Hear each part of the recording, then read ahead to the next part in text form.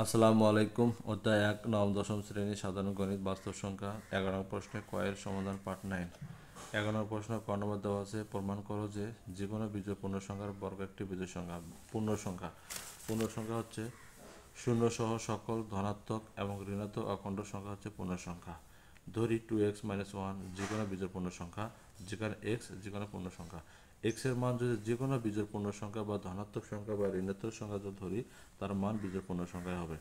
ধরি 2x-1, 2 বসালে x এর মান যদি -3 ধরি, তাহলে 3 সাথে 2 গুণন করলে প্লাস মাইনাসে -6, -1, 6 আর -1 যোগ করলে -7, অর্থাৎ যদি 7-এর বর্গ করি 7×7=50 আর বর্গ 7।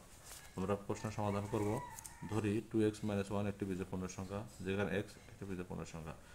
2x-1 এর যদি বর্গ করি, a - b² সূত্রের মধ্যে পড়ছে। a - b² সূত্র স্কোয়ার -2ab + b স্কোয়ার গুণন করি 2 × 4 x² 2 × 4 শুধু 1 গুণন করলে 4x হয় +1।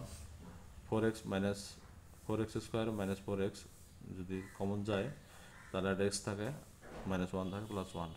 4x × x - 1 একটি সংখ্যাটি 2 দ্বারা বিভাজ্য অর্থাৎ জোড় সংখ্যা। এর সাথে যদি 1 যোগ করি সংখ্যাটি বিজোড় সংখ্যা হবে, অর্থাৎ যে কোনো বিজোড় পূর্ণ সংখ্যার বর্গ একটি বিজোড় সংখ্যা। প্রমাণিত।